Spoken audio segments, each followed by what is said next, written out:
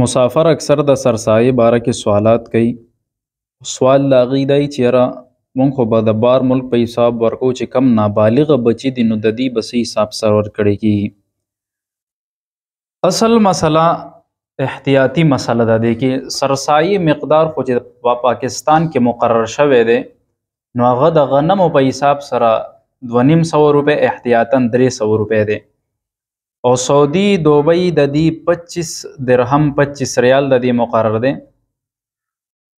په دې سرسایه کې ماشوم هغه که چېرته صاحب نصاب یا هغه به هم سرسایه خپله ورکوي او د هغه د پیسو نه به ورکړی کېږي. که چېرته غریب وي نو دی د پلار د لاندې دی د پلار په نګرانۍ کې دی نو پلار چې کم ځای کې وي نو د هغه ځای حساب سره به دې ورکوي. دا د امام محمد رحمه الله قول دی او فتوا هم په دې باندې ده.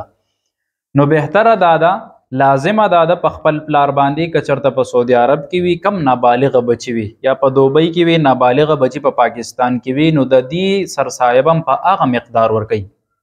بل اکثر ملګري وی دا سرسایه به مونږ هم سعودي کې لازمه ده ورکو که پاکستان ته هم لیږلی شو په هغه قیمت چې دی نو هغه پاکستان ته به رالیږلی شي. پاکستان کې هم غریبانان مسکینان چې کم ستا رشتهدار دي اقربا دي رور دی غریب دی خور دی د غریبه ده نو هغوی له هم ورکولی شي.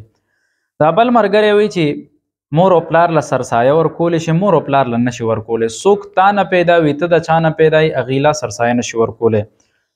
بل وی که 3000 روپۍ سرسایه د ټول کور راجمع شي نو هغه 3 کسانو لا ورکولی شي مختلف بالکل 3 له هم ورکولی شي یو له هم ورکولی شی خو چې څومره زیاته یو له ورکړي نو د هغه غریب فایده به وشي ځکه مهنګایي ګراني زیاته ده.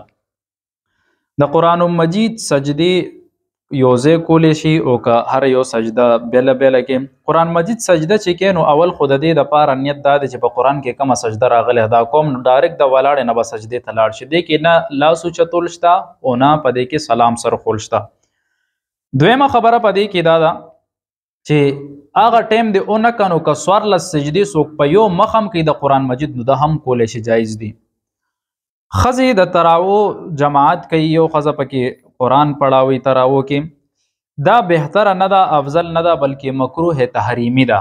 ښځو دپاره ټولو کې بهتره دا ده چې په خپل کورونو کې د ځان له تراوی کې دا بهتره ده. نو مکروه تحریمي ده په دې کې ډېر زیات نقصانات دي نو هغه نقصانات ډېر د بیانول نه وتې دي خو تګ نه دی پکار په خپل کور کې د ښځې خپل دا تراوی کوي. خور چې غریب وي هغې له سرسایه ورکولی شي بالکل ورکولی شي. مسجد کې مؤذن د 15 منټه مخکې اذان کړی دی نو د دې روجې څه حکم دی د ماښام چې اذان 15 منټه نه 1 منټه مخکې وشو نو د دې روجې به قضایي ټول علاقې والا راوړي چې څومره په دې باندې چا روجه ماته کړې ده. کفاره د دې وجې نه نشته پې چې د کفاره په هغه روجه باندې چې کم سړی قصدن وخوري او دا یو غلط فهمۍ د وجې نه دی دا روجه خوړلې ده نو د دې وجې نه په دې باندې صرف قضا ده کفاره پې نشته. زمونږ بار ملک یو مسجد دی هغې کې امام مسجد ته مونږ نه پرېږدي بعضې وخت کې مونږ د کار نه ځو نو هغه وایي چې عمر صاحب خلک منې کړو نه دا خو بهتره خبره نه ده. د مسجد د جماعت افضلیت زیات وي که ځي نو دی کې هغه په غلطه باندې دی. که څوک سړی خوراک تیاری پخی نو په دې کې مالګه سکلی شي. علماو همداسې سکل ته خو مکروه ویلی دي خو که داسې وي چې یو خاوند سخت وي ښځې ته غوسه کې قاریږي یا چېرته یو ملازم دی هغه چېرته هوټل کې بل ځای کې پخلی کوي هغه ته پته ده چې یاره ماته زما منیجر غوسه کېږي نو دی معمولي دی اوسه کې بیا د هغه دوکاڼې دی اوتو کې نو دی خیر دی مکروه نه دی په دې حالت کې. سګرټ چې کله څوک اوس کې دی سرودس ماتېږي سګرټ کلو سره خوله به کنګالې د دې مثال لکه د پیاز دی چې پیاز کله خلک وخوري نبي کریم صلی الله علیه وسلم وایي چې مسجد ته مه راځئ نو هغه مسجد کې د دې بدبویي پیلاویږي اول خوله صفا کوي نو چې سګرټ کله څوک اوسکي نو په دې کې خوله کنګال که خوله پاک که بیا مسجد ته راشه. احرام په حالت کې د بدن نه وینه تلې ده ګرولې نه دی په خپله تلې ده نو خیر دا سړی دی صدقه ورکي صدقة الفطر مقدار دی هلته ورکي. امام په تراوو کې په 2 رکاتو کې سلام نصر خولو 4 رکاتو کو نو دا 4 وانه تراوی شو او دا 4 وانه تراوی شوي افضل 2 رکات دي که 4 اوکي نو خیر دی دا هم کېږي. مونږ غریبانان یو مونږ په خپل رزق ته پریشان یو آیا په مونږ سرسایه لازمه ده. ما اول خبره وکړه سرسایه د پاره شرط دا دی چې غریب سړی باندې سرسایه نشته که چېرته غریب ورکا نو الله به د کې وسعت پیدا کی، مالداري به پکې راولي، خو غریب باندې سرسایه لازمه نه ده. او دا غریب په خپل نورو خلکو نه سرسایه اخیستی شي د پاره جایز ده.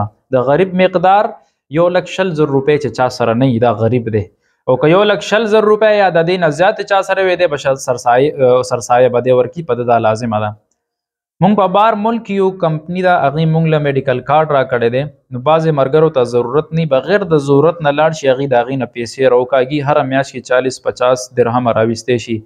کمپنی تاله د دې اجازت نه درکوي، دا حرامه ده، د دې شیز نه ځان وساته. هغې صرف میډیکل دپاره درکوي، همداسې چې ته د دې کمپنۍ د دې کارډ نه پیسې راوکاږي نو دا ناروا ده، حرامې پیسې د دې نه ځان وساتئ.